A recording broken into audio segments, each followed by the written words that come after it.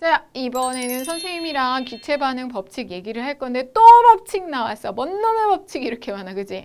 자, 맨 처음에 우리가 했던 게 여기다 한번 써보자. 제일 먼저 뭘 했냐면 질량 보존 법칙을 정리를 했어요.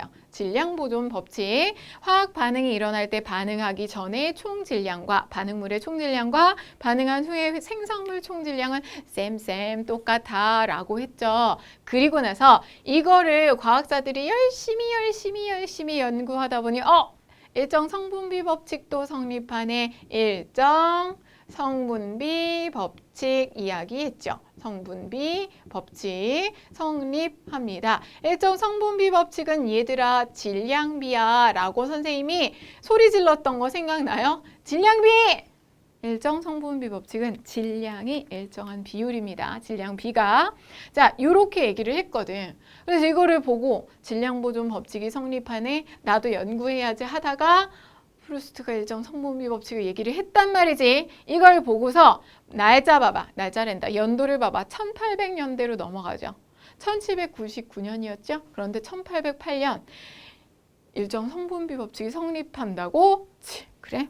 어디 오류 없는지 나도 실험해봐야지. 케이리 수학도 열심히 실험을 합니다. 어마어마하게. 그러니까 이걸 해서 보고 이게 나오고 발전을 한다고 생각을 하시면 돼요. 순서적으로 이게 먼저 나올 수밖에 없고 이렇게 들어가는 거야. 이해를 하시고 자, 실험을 하는데 어느 날 게이리 수학이 저도 발표 하나 했어요. 나도 교과서 올려줘요. 물론 교과서 진짜 올려달라고 하진 않았지만 저도 발표 하나 할게요. 여러분 몰랐죠? 기체끼리는 기체 반응 법칙이 성립을 합니다. 라고 발표를 합니다.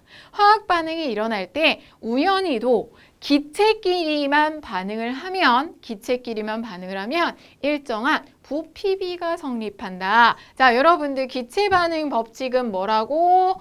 부피비야.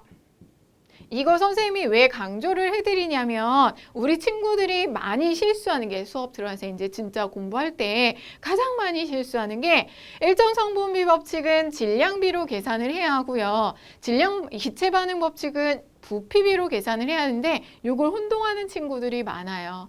기체끼리의 반응 얘기할 때는 부피야. 구별 잘 하시고요. 기체 반응 법칙이 뭡니까? 조건이 매우 중요하다. 매우 중요한 조건. 기체는 온도와 압력이 일정할 때라는 조건을 꼭 붙여줘야 돼. 왜? 이유는 알고 갑시다. 그냥 냅다 외우지 말고 제발. 그냥 냅다 외우는 것보다 이유를 알고 계시면 훨씬 더 쉬워요. 기체는요. 온도가 조금만 높아져도 부피가 냅다 커져. 그리고 압력이 조금만 높아져도 부피가 작아져. 그래서 온도와 압력이 일정할 때라는 조건을 붙여줘야 돼. 아셨어요? 왜 그런지 알았죠? 그래서 기체 반응 법칙을 이야기할 때는 이 조건을 반드시 이야기합니다. 여러분들 문제집에 나와 있는 문제도 보세요. 가로 열고 단 온도와 압력은 일정합니다. 또는 문제 자체 온도와 압력이 일정할 때 어쩌고 저쩌고 이렇게 나올 거야. 이거는 꼭 알아두셔야 할 조건입니다. 자, 이렇게 온도 압력이 일정할 때 반응하는 기체와 생성되는 기체 반응하는 것도 기체, 생성되는 것도 기체죠. 이런 기체 사이에 화학 변화가 일어날 때 부피 사이에는 간단한 정수비가 성립합니다. 라고 이야기를 합니다.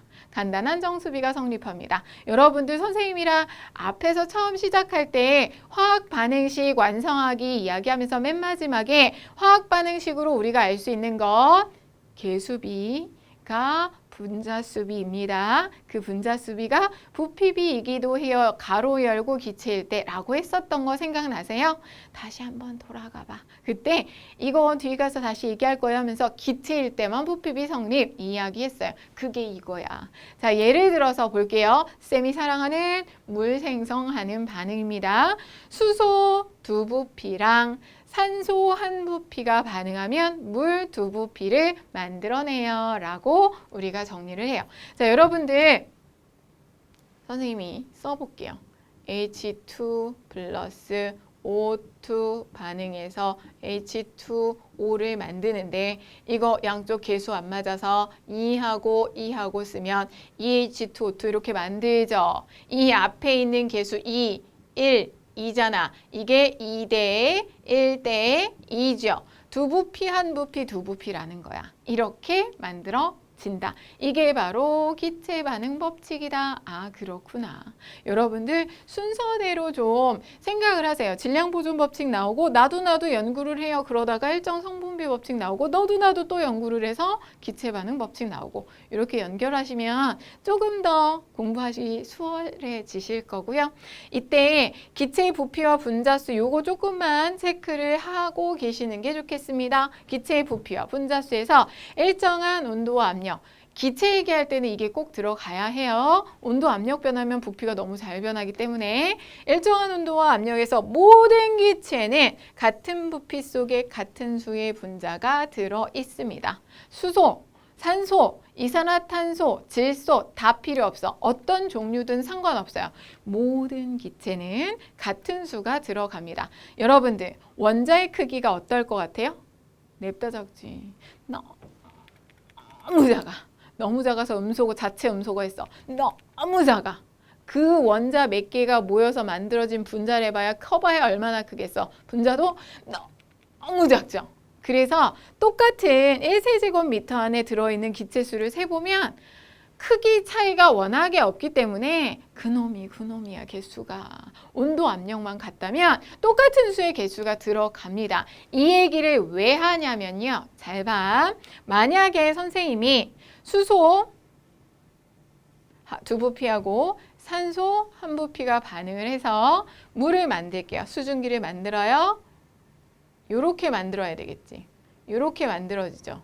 그러면 이거 말이 안 되는 거야. 돌턴의 원자설에서 원자를 얘기할 때 우리가 원자 뭐라고 배웠죠? 원자는 더 이상 쪼갤 수 없어! 라고 배웠는데 지금 산소가 이렇게 쪼개지면 돼요? 안 돼요? 안 되잖아. 그래서 이걸로는 안 되겠다. 그래서 우리가 이 파란색으로 설명을 합니다. 파란색을 바꿔볼게요. 요렇게 수소 두 부피하고 산소 한 부피가 반응을 해서 물을 이렇게 만들어요. 이렇게 물을 만들어요. 이러니까 자 우선 질량보존 법칙 성립하죠. 반응하기 전에 수소 4개, 수소 4개, 산소 2개, 산소 2개 질량보존 법칙 성립하고 일정 성분비 법칙 성립하죠. 왜? 하나의 수증기를 이루는 개수가 산소 하나에 수소 2개, 산소 하나에 수소 2개, 개수비 딱 맞잖아. 그러니까 질량비 성립하겠네. 게다가 2대 1대 2라는 부피비도 성립안에 완벽하게 들어갑니다. 이게 바로 분자설. 여러분들 요거 아보가드로 법칙이라고 하거든요. 요거 이름이 사실은 아보가드로 법칙이라고도 해서 따로 공부를 하기도 하거든요. 그런데 그냥 따로 이야기하지 않고 이 정도로 설명을 하기도 해요. 이 아보가드로가 모든 분자는 모든 기체 분자는 이렇게 같은 수가 들어있다. 그래야 이게 설명이 돼. 모든 걸 다 설명할 수 있어. 라고 정리를 합니다. 완벽하게 끝난 거죠. 기체의 부피비와 분자수를 보시면 기체 반응에서 화학 반응식의 개수비 이퀄 부피비 이퀄 분자수비입니다. 단 모두 기체일 때 성립한다 라고 정리를 하시면 되는 거죠. 이해되셨어요? 자, 여러분들 우리가 지금 기체 반응 법칙 하나만 정리를 했지만 질량보존 법칙, 일정 성분비 법칙, 그리고 기체 반응 법칙에다가 분자수까지 해서 통틀어서 다 같이 기억을 해두시는 게 좋다는 거 말씀드릴게요.